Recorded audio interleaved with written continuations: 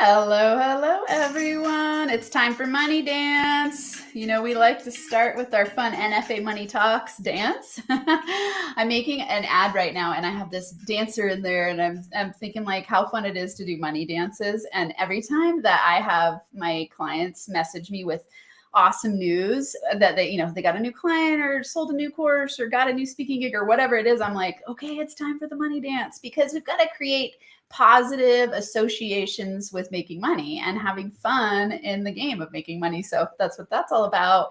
Welcome, everyone, back to another week of NFA Money Talks. We're going to have so many fun conversations. And I was just telling Jennifer pre-show that I have a really amazing story for her because she doesn't even know how much she impacted my life in a huge way. So stick around to hear that.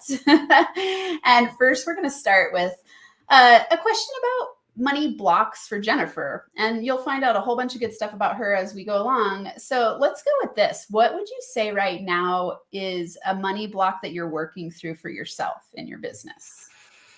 Like a fear or some sort of money block? Yeah. So for me, as you scale, like as you hit each number, I think someone once said a new level, a new devil, right? And Yeah. so as I go from like 250 to 500, there's this ceiling sometimes you hit that you get to move through, like some kind of fear of like imposter syndrome still rears its head, even though I know I'm an expert in what I do. And those kind of things still, I think every time you level up, it hits that.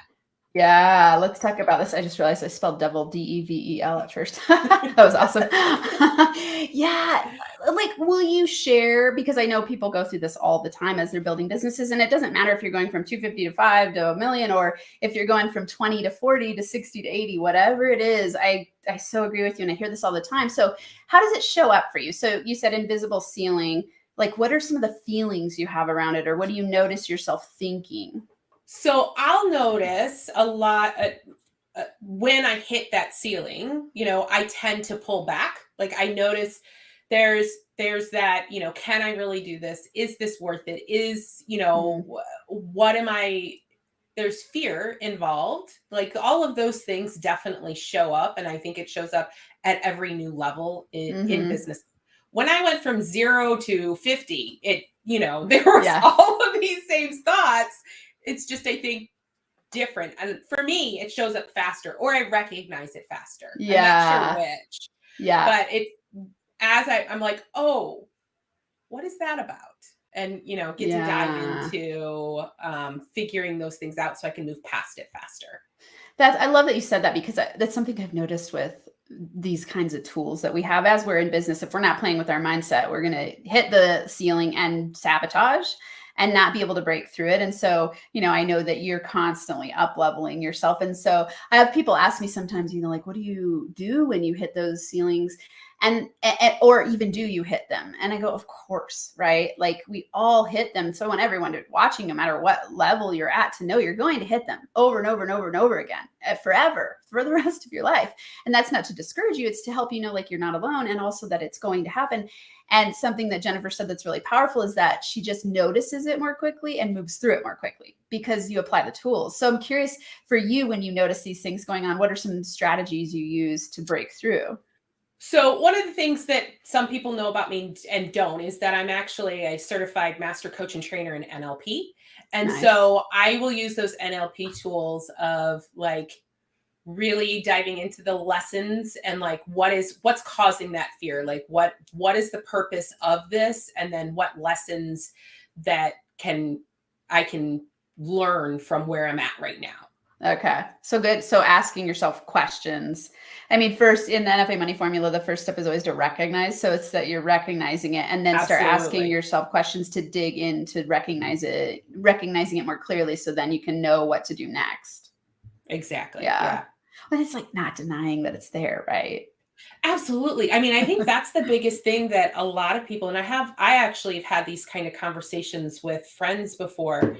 And sometimes as business owners, especially when we have spouses that can support the household, I think it makes it, for myself and for some of my friends, sometimes we're hitting those walls because it's not necessary, right? Our Mm, income isn't a requirement to live. yeah. It's something that we want to do. It's a change in the world that we get to help create, and it's Yeah. something that we desire to do. So I think sometimes really looking at that and really stepping back and going, okay, what is it that I want? Yeah. What's the one thing that I want, to understand what's causing that fear, and my desire can help me override that fear. Yeah. Well, what I hear you saying, that's so powerful because I experience this too. And I see a lot of people experience this, is that if you don't have a strong enough why, you get that block because you're like, well, what's the point? I already have enough. You can Yep. have that unconscious belief. It's not necessarily scarcity because you're abundant in your money flow. It's that you don't have enough. I talk about it as a money map. And so it's like creating a vacuum. If you don't have a vacuum for the money to go to, it's like, well, why do I need to come to you?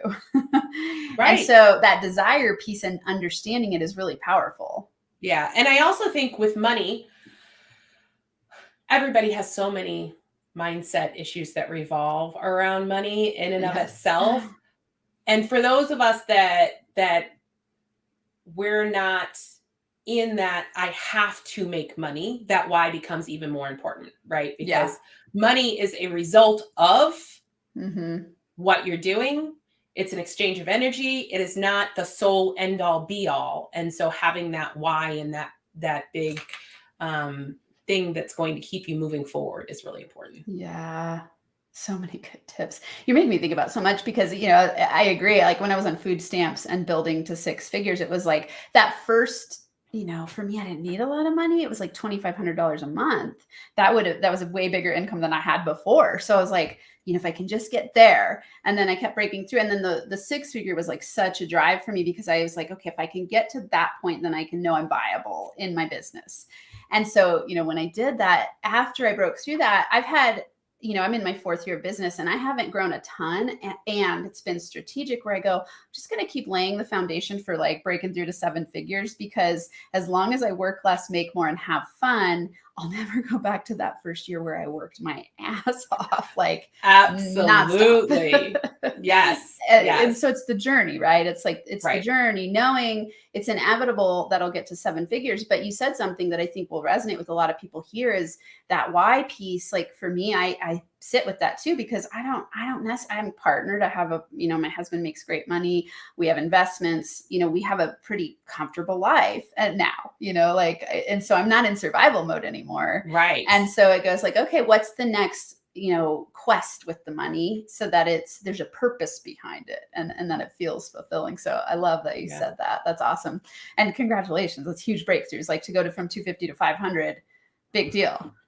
It Yeah. is. It's an awesome, and it's so fun. Like it's just it allows me to help so many more people, which is, I think Yeah. it's one of my biggest whys, is just being able to help people change the world. Yeah. Through their businesses. Absolutely. Let's Yeah. go there for a few minutes then, because it's so fun to hear about. Well, actually, let's share how your fun story of how you affected my life so much and you don't even know it. So this is exciting. So I had Jennifer on when I had the podcast Max Potential Habits. And I don't remember if it was Max Potential Habits or Max Potential Money when I had you on, but I've had iterations of my podcast, and I had her on and we had such a fun, juicy conversation about how marketing is like dating. And at the time I was dating, and I was like kind of hesitant to go on Match because it was during COVID, and I've never like had a hard time meeting people. And so I was like, I don't know if I need to go on Match. But then COVID happened. I'm like, well, Match is like a good opportunity. You and this is awesome, because when I was like, oh, I want to have Jennifer back on, I went back and looked. The day that you and I were on is the day I met my husband. That is so cool. I know. And what happened was, like, you and I were having this really fun conversation about dating and marketing. And I was like, she's right. Like, I need to change my thinking around this. This isn't like there's no scarcity here. It's like setting it up to target exactly who I want. Like Yeah. we had this really great conversation around it. And I was like, Jennifer's right. Like, and I was already in that mode of having some fun with it. But I was realizing, like, say exactly what you want and target exactly who you want, because like there's a big pool of people out there, and that's what you do in advertising for your business. I'm like, it's no different with yourself. It shouldn't be. Yeah. I mean, Yeah. honestly, if you look at your life and your relationships and your business, they have the same themes running through them. Yeah. Yeah. I So love it was that. like, it was so fun. And like, that conversation has stuck in my mind to this day. And so when people are talking to me about online dating and they kind of are hard on it, I'm like, here's what you need to know. I love that so much. Yeah. Yeah. So like, you helped me find the love of my life. So thank That's you. fantastic. Yes. So let's go there. How long have you been in business? Tell us a little bit about how you got into marketing. You know, I heard NLP. So share with everyone about how you got into marketing and why you love it and who you work with. So I actually started my business 17 years ago. I started as a virtual assistant. This was before, I say this and it makes me sound old, and it's just the internet was very young at the time. There was no social media really. Facebook was just starting at that point. Like, we were really young in that. And what I found, I had actually started with working with realtors, doing their marketing, doing that kind of stuff. And then the market crashed and I needed to pivot my business because I still, wanted to have a business. And so I ended up working with a lot of marketers. I think because they saw the journey of the internet, how, it could potentially benefit your business, right? Yeah. So after several years of doing that, I decided I had learned enough. I'm a big learner. Like, I dive deep into learning. So it took me a lot of time before I convinced myself I knew enough to go out on my own. And I stepped out, I think it's been 6 or 7 years ago now. Started working with coaches quite by accident. I was networking, and that's who I was networking with. Again, by accident. Yeah. But what I found, one of the things that I found that I loved the most about coaches is that they were making a difference. Like, one person at a time, they were making a difference in the world. They were changing people's lives, changing their mindset, all of that kind of thing. And so I just started really diving into that. And that's my why, right? Because when I work with a coach, I get to help change the world. They change, by getting their voice out there, by getting them out there and helping them to create the changes they're creating. I also get a hand in it, which I think is so cool. And that's what I've been doing now for the last 4 or 5 years, working exclusively in the coaching industry. We specialize in digital marketing strategies, which means everything from your website through to your funnel, all the way to paid traffic. So Facebook ads, LinkedIn ads, YouTube ads, all of the ads. And that's, we help coaches to really bring in those consistent, high quality leads into their business so that they can scale. That's awesome. To me, marketing is one of the most fun parts of our business, and it can be one that coaches waste a lot of money not knowing what they're And doing. time. Yeah, time, money, energy. And I think there's this idea that, if I put a whole bunch out there, people will come, and there's strategy around it, right? Like, it's not just about throwing money at random marketing campaigns. No. And I think that's the biggest problem, because there are so many gurus out there Mhm. that say things that, you just spend $5 a day on Facebook ads and you can have $1 million, Yeah. make $1 million. Yeah. And those kind of statements aren't necessarily true. The one I hate the most are the launches where they launched and they made $1 million on one launch. What they neglect is all of the steps that led up to that. Yeah. Well, and what would give us like some clues on what some of those steps would be? And this, I'm glad you're saying this, because I think this is something that, especially new coaches, it's like unrealistic expectations get planted, and then people get discouraged, which is sad, because coaches, I agree, have like huge hearts and they want to impact the world, and they have often, like most coaches I know, have amazing stuff, and they just they're in the practice of building their business, and then they hear that and they go like, well, it should be easy, and then when it's not, they give up, or just get discouraged and burn out. And so what would some of those when we're talking about a marketing myth, like, oh, it's easy and you can do $1 million launch with the right one ad, like we all know people who are experienced know that that's nonsense. So what are some of the steps that they can take? And let's tie this into, to get to 6 figures faster. I like to always give 3 tips. So let's use your marketing tips, because you've built a very successful business. And I know you work with 6 and 7 figure coaches. So will you share some of those tips? Absolutely. So step 1 is to build your email list. There are so many. One of the biggest myths is I just need to post on social media. Reality is social media is a fantastic tool, but it's just a tool. And if the only thing you're doing is posting on social media, you don't own your audience. Yeah. Facebook owns your audience. So step 1 is to build an email list. Get the people off of social media onto your list. I don't know if you guys remember, or if you remember, maybe I think it was early COVID, like 2020-ish, but the day Facebook shut down, like just disappeared for an entire day. I had two different clients in the middle of launch, and Facebook was gone. Thankfully, we had an email list, so we just pivoted and were able to do the launch within the email list. So Facebook being there or not being there didn't matter to them. Yeah. So, because you strategically help them know they need an email list. Exactly. This is interesting, because I had a recent thing where LinkedIn reached out to me and said, like, they were telling me they might close my account because I was looking at too many profiles, which was weird because I hadn't been looking at very many. I was redoing my banner and I was like, what? And they said, you could lose your account. And I'm like, I have 9,500 people in there. You're just going to pull it away? Like, what? Yes. It's a scary feeling when you go, and for me, I don't rely on LinkedIn at the moment as my main source of income. But if I did, that would be devastating. Well, and it doesn't even matter what platform it is. At any time, they can shut you down for a reason or for no reason, right? Because there was some, I don't know, 4 years ago, there were some really big players on Facebook that got their accounts just shut down. Yeah. Thankfully, they had resources in Facebook to go back and get their account back. But when that happens, you're kind of up a creek if you don't have an email list where you are in control of your audience. Yeah. Powerful tip. I mean, so you're talking, there's a few key important points for people here.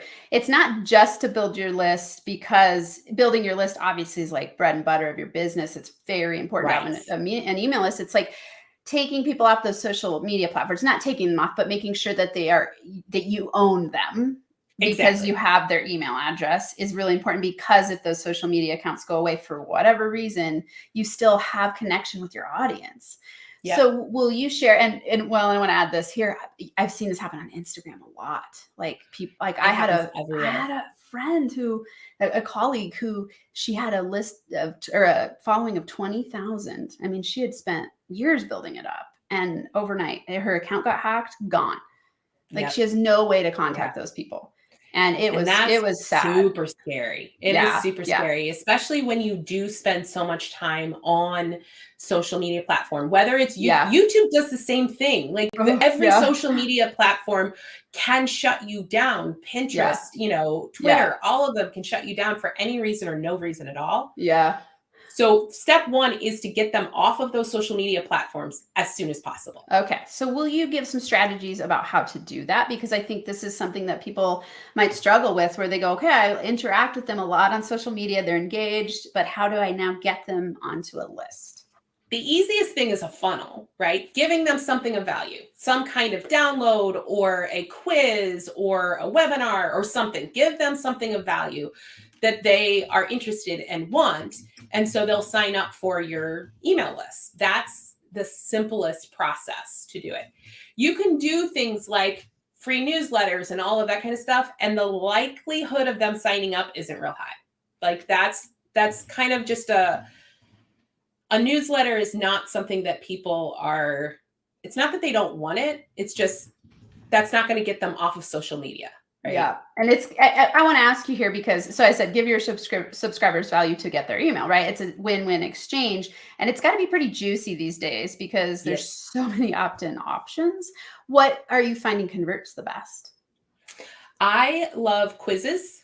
Okay. Quizzes are fantastic. It is a win-win. If you develop a quiz well, it's a win-win for both of you. You get information about your ideal client, right? Because the questions you ask can put them in different categories, so you can know how and what to market to them later. And the result you give them will be something of value to that person, right? So your number one money block or something like that, right? Gives them that juicy piece and gives you the information you need about them for the long run. Yeah. So quizzes also work really well in ads. They're really cheap, like bringing in people $1 still-ish onto your email list. Okay. So those are great. The other thing that's working really well right now are things like downloads, and obviously webinars are always going to work. Just don't call it a webinar, call it a masterclass. Just pro tip there. Isn't that interesting? I've been doing weekly I'm starting to gear up to do weekly master classes. So I've done a few in the last, and it's master class instead of webinar. And I don't know why I just had that thought, like, there's so many webinars out there. I'm going to call it master class. It is its perception, right? Like what gets saturated in our minds, like, oh, there's so many webinars, so I want to go to something else. Yes. Yeah. So a those master are the class, top 3 things that quiz. work. Okay. And then a download. And it honestly depends on you and who your target market is and what you're selling, right? Okay. Because for instance, for you, a money block quiz, fantastic option, but a download of the top 3 money blocks is also a really easy thing that you can download. Awesome. So those are all different kind of things that you can do that gives your audience value. And so in this, would you, in your campaigns, do you do let's say a Facebook ad to your community? So you do targeted ads to your community and then have them opt into the masterclass, the quiz or something, some sort of download? If you have a large following on LinkedIn. Okay. So here's the thing about Facebook ads. Your friends on Facebook don't matter. Yeah. Facebook doesn't count your friends. They don't interact with your friends. That doesn't matter. It's your followers on your Instagram following. You can definitely target and your business page on Facebook. Those are the 2 things that matter on Facebook. Anything else, you can target people based on their emails. You can target people based on their contact information to retarget them, but it has to be some kind of interaction on Facebook. Okay. Well, and interestingly, you don't really want to be, your friends are not your ideal client anyway, right? Not usually. Although there are business coaches out there that have trained people to bring people onto your friends list and use your friends list as your means of communication, because they will see it a whole lot faster than they do your business page. That being said, you're generally not wanting to target grandma. She might cheer you on, but she's probably not going to buy anything from you. Exactly. Okay. Got it. Okay. Awesome. So what is tip number 2? So tip number 2, once you've built that email list, and it all depends on what you're doing as far as like growing, if you're doing a launch or if this is an ongoing method, but it's really providing value to that email list, right? Okay. Consistently providing value to the list. So doing things like podcasts or lives or, YouTube or those kind of things provides consistent value to them. As long as you are doing that, you're starting to engage. You want to engage and nurture your email list. One of the things that we've learned, and this kind of can dive really technical, so I'm going to stay really high level with this, but iOS 15 happened like a year ago or so. What we've learned over the past year is that it is critical to keep your email list really, really clean. Meaning, if people aren't engaging with your emails, kick them out. Okay. So this is interesting. How do you scrub your email list? Like, what would you do strategically to do that? I'm in this moment right now, so I'm like, oh, good to know. So for me, what I generally suggest is some kind of campaign that has them clicking on things, right? So go watch this YouTube, YouTube video, go download this thing or sign up for whatever, take my quiz, something along those lines that has them click on it. Mm-hmm. And you want to have several emails because we all know emails can go into spam. So, you want to have several of those going out. You base their engagement on the clicks, not the opens. Okay. Because iOS 15 trashed that. Open rates no longer matter. Okay. Interesting. So what's a tip if, let's say you don't have a very engaged list, what would you do there before you kick them out? And a few questions. So like if you're kicking them out, would you do this where you're going, I'm going to put these up a little differently so people can see all the tips. Let me just add that. There we go. Would you like put them to where it's not sending them, but you keep them in the background and maybe send to them once a year or something? You can do that. I wouldn't necessarily, because, well, we're all business minded and business focused. CRMs are charging you by the True. Yeah. So if you are doing that, I'd pull them off and just put them in like a Excel file that way you're not paying for them. Yeah. You can definitely put it where you have people that you email once a quarter or, once a year or something along those lines. It really depends on the size of your email list on how much scrubbing you're going to be doing. Okay. And how frequently would you have people do this? I do this every quarter. Okay. So every quarter you want to go in and you want to look at the engagement rates, which means click-through rate. Like, are they actually clicking on the email? So they open it, but if they're doing nothing with it, that doesn't count. And obviously it needs to be content that's clickable. Exactly. Okay. Yeah. I think that's the biggest thing that we're finding, because a lot of, in the past, we just send an email and there was nothing in it to click. Mm-hmm. Now it's better to send an email that has like a short snippet and make them go read the rest of it someplace else. Yeah. So they're clicking on something. Okay. Because again, without getting too technical, what iOS 15 did was scramble all the data you're getting from Apple. And so you don't know if people are actually opening it or if Apple's just telling you they are. Interesting. Wow. So many things to learn. It's amazing. That's why they need an expert like you. Okay. So would you share, like, what's a good click-through rate? So like open rate matters and doesn't, because it's going to give you some indication of the click-through rate. What's a good click-through rate for what should people be expecting? I would say you want an average of 10 to 20% click through. Like the people are engaging in stuff. If they're not, either you have the wrong people on your list or the content you're giving them isn't engaging enough. Okay.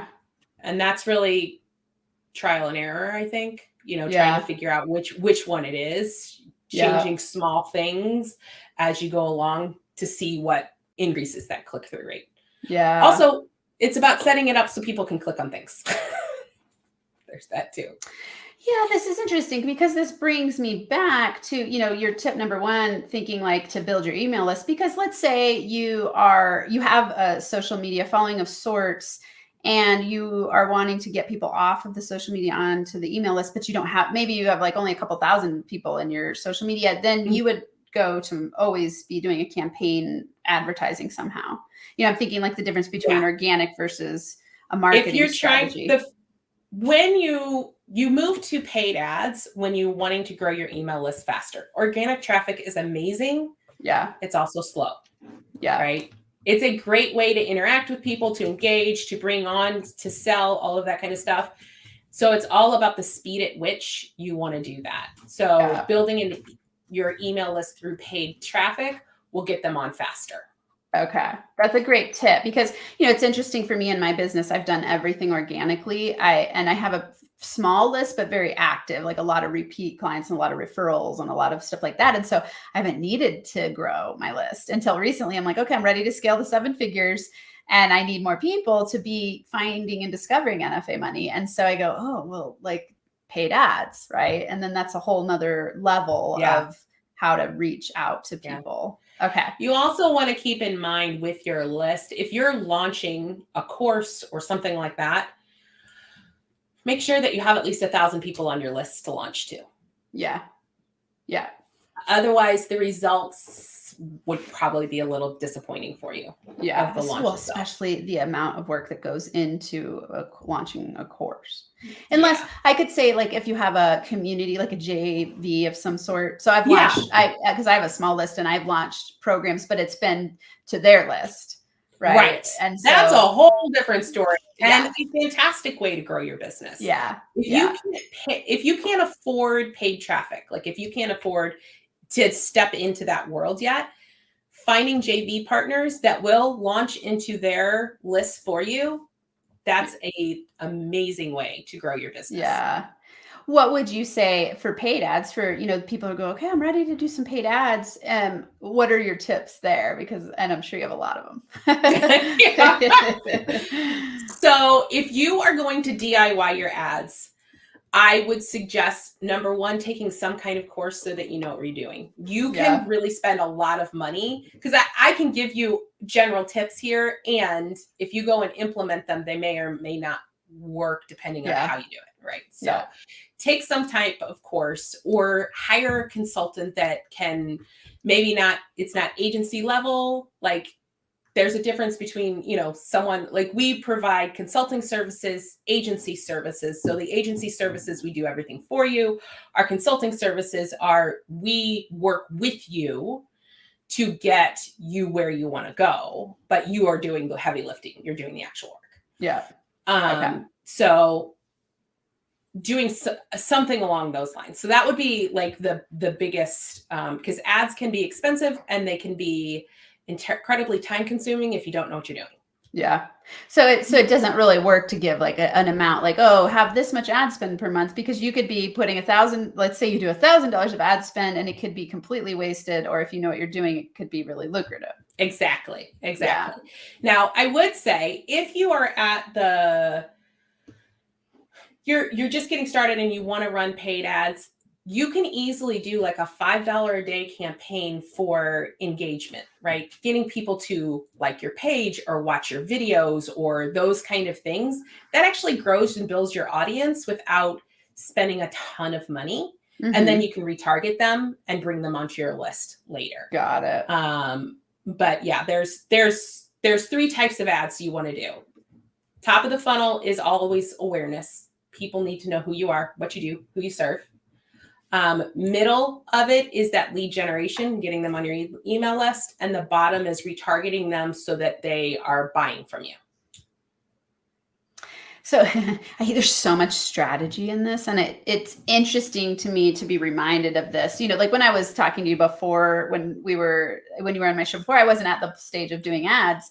And now that I'm starting to think about it and what to do, I'm like, oh, there's so much strategy, just like any part of building any business, right? And so it's always helpful to have experts who've been there and done that. And I can say this because I have done experiments before with having Facebook ads, and I've hired incorrectly before, let's say, and wasted money just where it goes almost 0 results after a lot of trying. And I have one of my great colleague friends has dumped a lot of money into it and hasn't gotten results. So, you know, everyone here, I'm always helping you make more money more easily, faster. And I bring powerful people who know what they're doing. So connect with Jennifer for sure.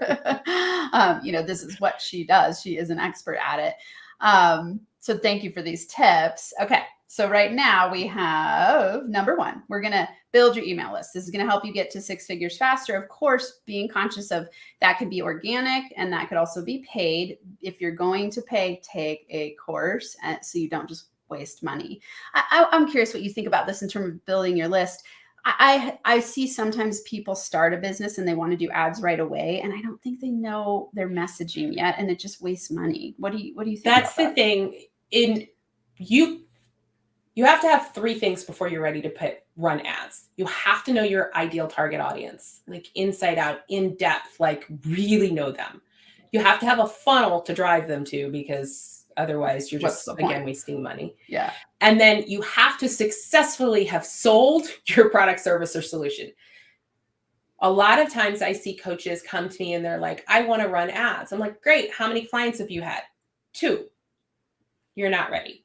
Yeah. Because you have not successfully sold to enough people to start bringing in strangers, right? Yeah. You've got to start with that warm audience where you are really good at the selling part of it before you get to that cold audience, because it's a whole different ballpark. Yeah. This makes me think so much about the scaling process and how, again, like we talked about at the beginning, it's like the expectation that everything's going to happen really fast. It's like business building takes time. It's a journey, everyone. I don't like it when people get really discouraged really fast, thinking, oh, it should be happening faster, easier, without trial and error. Like, this is a practice and a process and a journey, and you're going to learn and you're going to grow. Like, I'm sure that, you said you've been in business for 17 years. I'm sure you've had some ups and downs on the way. All the time. I could give you tons of stories. It does. It goes up and down. And one of the things that I know in the coaching world, at least, and I think in just in business world in general, is that you go out there and you start with XYZ client, right? I want to help XYZ client. And then as you start working with them, you're like, I really don't like this type of client. Yes.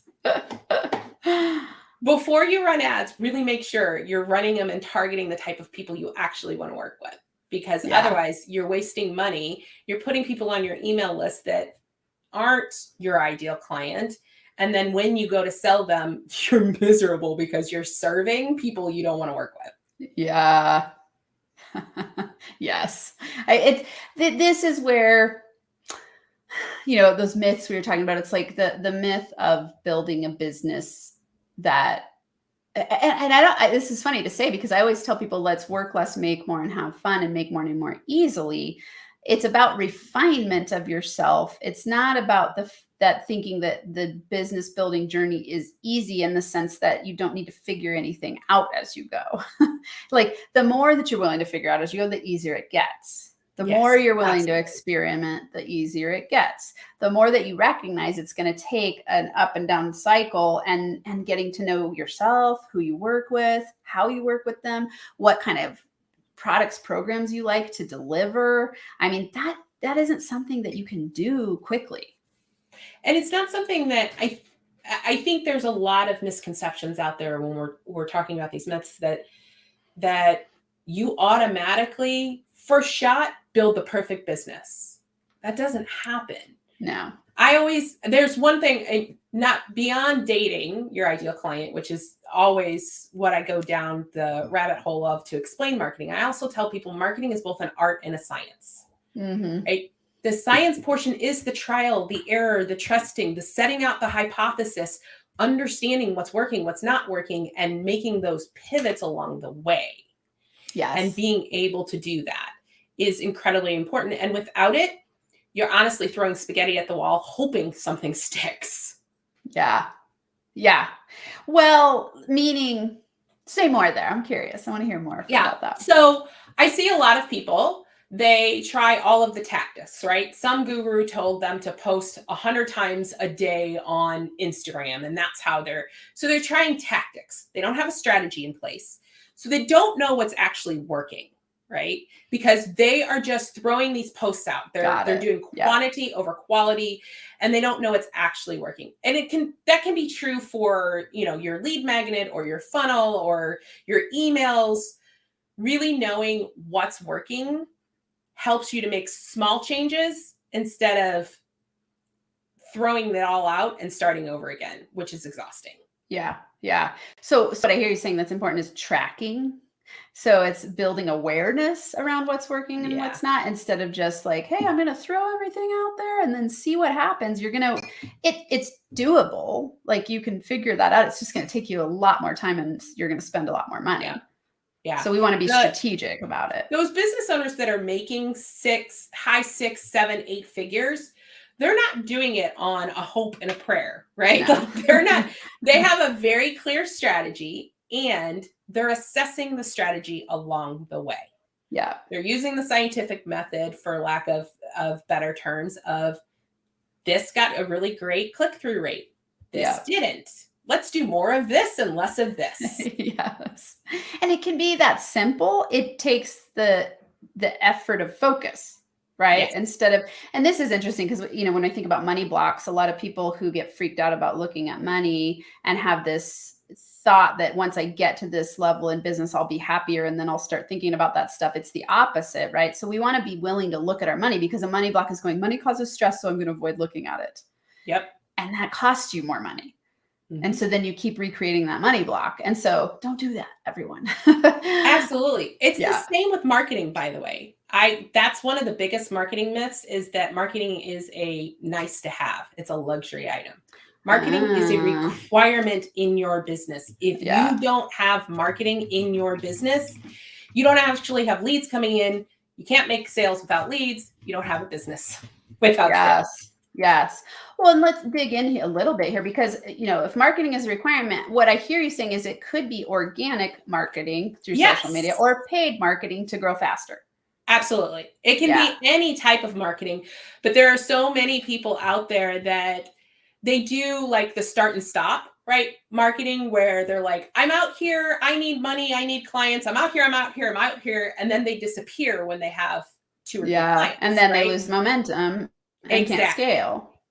Yeah. And the reality is, with marketing in general, it's about a 3-month process before you start to see results of consistently doing something, right? Doesn't matter what it is.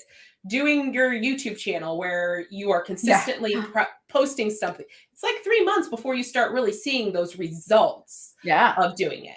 Even when you're pivoting, right? Because you could be doing, you could have YouTube. I've had YouTube for a long time, but I was really mostly focused on podcast and just releasing videos. And then I reversed it, and it was like, I went from 200 subscribers to 900 in 6 months, because I changed my focus and I started paying attention to YouTube specifically. So, that's another thing I think is important for people to remember. It's not always about recreating the wheel and starting over. It could be very small, fine tweaks. You might already have a perfect lead magnet that you can have people opt into that just needs a few tweaks based on new understanding of business, of the people you want to work with. It may just be the hook. It may Totally. be the hook. Like the first thing they see just may not have really, if you change that hook, you may get hundreds of thousands of people downloading it. You don't know. But making small changes strategically and being aware of what you changed, allowing it time to marinate and do the thing it's going to do, is going to really help you scale. To me, these are excellent tips on being strategic and steady instead of volatile and freaked out, which is what a lot of people do in business. They throw money in, it's not working, they pull out, and then they never get momentum, and it feels chaotic and crazy. And then it's feast, famine. And what we want here is stable, long-term business growth that feels good. So awesome tips. I saw we had a comment come in, so I wanted to make sure we look at it. Oh, hey, Samba, welcome to the show. So let's show this one. It sounds like there might be a question here. So warm audience, is that close connections versus cold audience, strangers? So let's answer that. He says that's how anyone in the profession ought to grow and network, whether a mogul or a W-2 is what I'm imagining. So a cold audience is someone, they're strangers, right? They don't know who you are. They don't know what you do. Sometimes they may not even know they have a problem that you can solve. And they definitely don't know that you have the solution to whatever that problem is. That's a cold audience, right? They just are completely unaware with you. A warm audience isn't necessarily close connections. A warm audience are people who know who you are, what you do, and are aware that they have a problem and you have a solution. Yeah. A hot audience are your close connections, right? Those are the people that have been following you for a good long while, and they read everything you do and sign up for everything you have, whether it's free or paid. There are hot leads out there that have signed up for every free thing that you've ever done. It's just a matter of getting them off of that and over to the paid section, right? Yeah. Which I think it goes back to us talking about tracking. You've got to be paying attention to engagement, because then you can nurture those people differently. And there's different strategies. When you're talking to someone who's cold, they've got to just discover a little bit about you and start to build that like, no trust. Going from cold to warm would be like, okay, here's an ad where someone's never seen me. Going to warm would be they opt into something for the first time. Hot would be they opt in now to everything that you offer. Exactly. Okay. Awesome. Great question, Zamba. And I see he's shared some other things, but I don't see any specific questions. So we'll keep going with tip number 3. So first, remember everyone, we've got build your email list. Number 2, provide consistent value to your email list. Again, this is the building the know, like, and trust factor where they're like, oh, awesome, Jennifer provides value. She's my person. She's going to be my go-to person when I'm ready to build my list or build my business through marketing. So what is tip number 3? So tip number 3 seems like the simplest of all of the tips, and yet it's the one people skip the most. Ask for the sale. Most people don't have, like, they will provide value and provide value and provide value, and they never actually ask them to buy anything. They just assume people are automatically going to know they have a product, service, or solution that they can buy. Yeah. You know, this cracks me up because I think this has been me a little bit. It's cracking me up because I'm like, I provide an ungodly amount of value over the years. I'm like, if I added up all the videos, opt-ins, quizzes, like I've been on 150 shows, like I mean, on and on and on and on. And I'm like, because often I go like, ooh, attract people. And the cool thing is it's worked well because I have people like reaching out to me but this is funny to the point where right now I'm revamping my website, and it's actually my daughter who is an incredible copywriter and helps people build websites that convert well. And she goes, Mom, you realize you don't even have like a contact you on your website? Like I've had people literally email me and go like, Amanda, I had a hard time finding how to talk to you. And I'm like, oh yeah. True. That will definitely slow down your growth. Right. And it's funny because I've just had such a good influx through, like, you know, I'll be on like a webinar and people will buy stuff, and then I'll do this and people buy stuff and they get referred to me. And so I haven't until now, I'm like, okay, it's time. Got to revamp this stuff. And so, you know, when I'm doing direct sales stuff, I'll do it. But when I'm on other platforms like YouTube, I might not just say, hey, I have a program to opt in here. People might not even know what I offer. And so I love that you're saying this because I see this in myself, and I love to be vulnerable here with all of you. And so, you know, that I'm learning too, you know, I'm not, I'll never be all the way there. And so I see, I'm like, this is one of my blind spots that I've had until recently. So thank you. How do you recommend people ask for the sale? Like, what are some ways, you know, so you're nurturing, you bring in that audience in the email, you're nurturing them. Now, what do they do to ask for the sale? So you should have some kind of sales sequence in there, right? Where you're letting them know that you have a product, service, or solution that fixes whatever their problem is. And then, you know, doing things like answering their objections before you even offer to sell them something. Those kind of things will really help you to sell faster.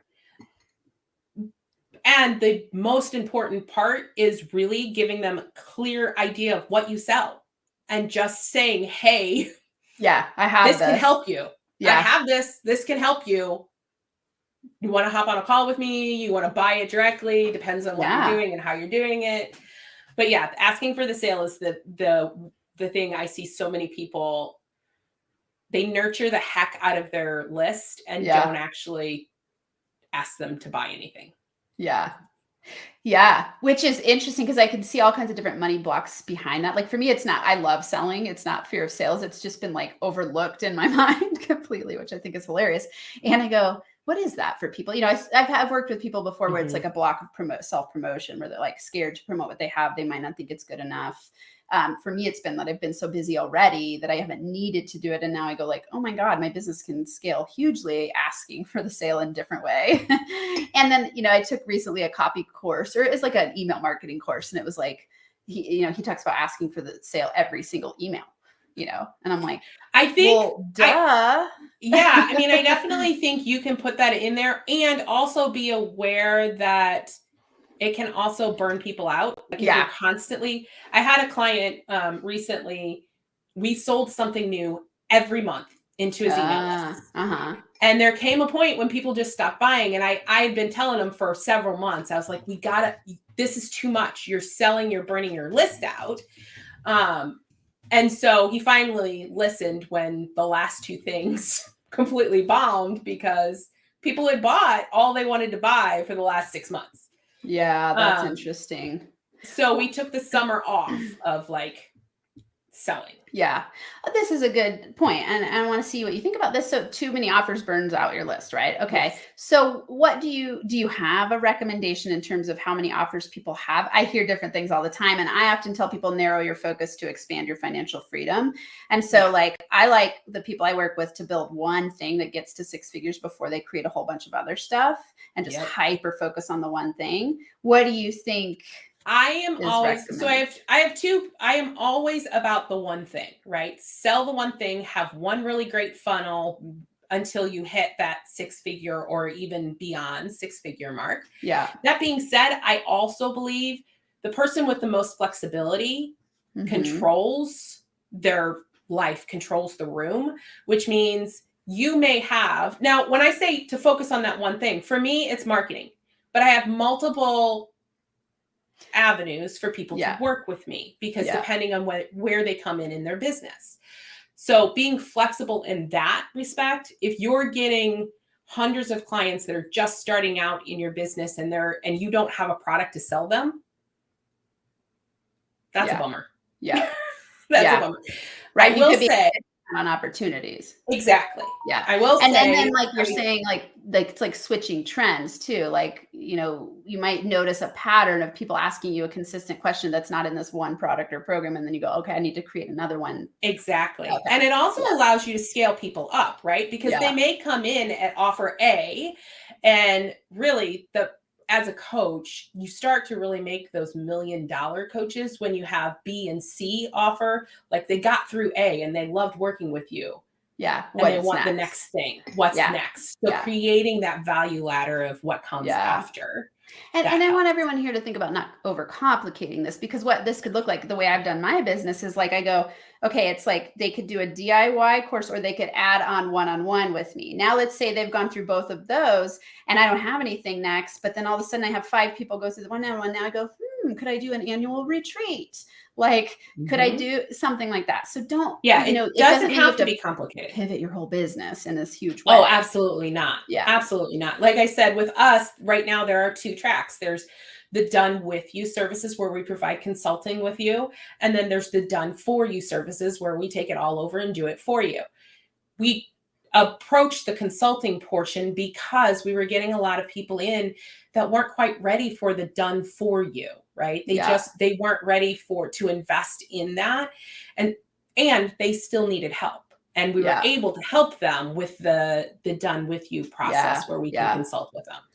Yeah, and for those of you listening or watching, think about the value ladder as different entry points where there's going to be lower cost entry point, middle cost, and higher cost based on probably phases in the business and willingness to invest in different things. And so you want to at some point have something for all three of those. And so Yes. that's how you build out a value ladder over time, which is an incredible conversation, but we're coming up on time. So we're not gonna go there today. This has been really valuable. Thank you so much for so many tips. About to wrap up, what's a good book recommendation you have? I'm a book nerd. I love reading, and I know you love learning. So what's a good book recommendation I you do. have? So, for those people that are looking for six figures, I always recommend E-Myth Revisited. It's a Okay. fantastic book that helps kind of clarify how to build a business and not a job for yourself. Nice. That's a good one. That's my favorite one for that. And for those that are over six figures and looking to like really start scaling, $100 million offer is a fantastic I book. just read that one and it's on my desk because I'm like, I had it on Audible and I'm like, I need the book because it's got Right? so many gems of wisdom. I'm like, oh my God, this is awesome. Yeah. I'm going on my trip. I'm going on a trip this week and I'm like, ooh, I want to read this book at the pool, So here it is, everyone. And I love this tagline: how to make offers so good people feel stupid saying no. Exactly. I mean, come on, that's some good copy right there. It was. And he has a lot of fabulous tips in there. Really good. So yeah. Yeah, cool. Okay. And I know that everyone is, actually, let's ask one more thing. What would you say is your number one money confidence tip as you've been building your business? Like, what's a money confidence tip that viewers could take away? Invest in yourself. Oh, yes. Investing in yourself is going to bring you more money, more confidence, more business in the long run. Yeah, always, right? And to me, Mhm. that's that piece of as your business generates income, it reinvest in your business, which also means going to workshops, paying for experts, delegating powerfully, and Exactly. learning what it takes to do those things. And then you just get to keep scaling and scaling, scaling. So that's spot on. I love it. I knew we were going to love having you here again. Okay. Now, where can people find you? And I know that throughout this, you've sprinkled some amazing, you've already shared how they're going to end up working with you. So Yeah. where's the best place that they can find So you? obviously they can find me on virtualmarketingexpert.com is our website. We do have a schedule a call button on there. I just finally added one. So that's an option. Also, you can always listen to my podcast Marketing Matchmaker, I love where that I dive name. into all of these things all of the time. Awesome. Yes. And really powerful gems. And, I don't remember if we have the one with you and me on YouTube. I'm pretty sure we do. So I'll link it to this video later. This is live, so I can't do it right now, but I'll link our last conversation, which was another powerful conversation. And like I said, help me really call in my husband, who is I just love that so much. It's so I cool. do too. That is so fantastic. Yeah. And if you're in the dating world, think about dating like marketing and go hey, I'm putting myself out there. I'm promoting. You got to have a click button on your hey, I'm open for business.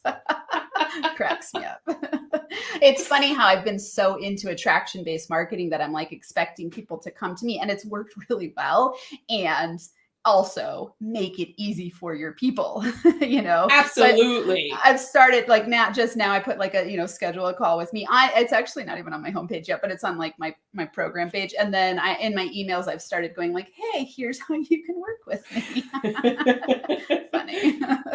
So it's been amazing to have you all here, and everyone here knows, well, actually, if it's your first time here, check this out. This is your 3-step money formula to make more money in your business, NFAmoneyformula.com. So we've been talking about lead magnets. This is one of my main lead magnets right now. It's a video, it's a cheat sheet. It gives you 3 steps. It's the formula I teach all my people, and it's a really powerful mindset switch strategy that you can apply to everything: money making, business building, even relationships, anything. I've used it across the board. It's the tool of a million uses. So that's a great one. And I do have a quiz that's called the Money Blocks Profile. This one has brought tons of leads into my business and is an awesome quiz to help you understand your top 3 money blocks, which I love that you said that, because that's exactly what my quiz is. It's helping you understand, which money block is keeping me stuck. So check those out. Thank you for being here, Jennifer. You are a rock star. And everyone, I'll click in the next video. If you're watching this later, I'll put in the corner down here. You will see a link to the video I'm talking about that Jennifer and I had before. That was just awesome, awesome, awesome. So until next time, NFA money making high fives. See y'all later.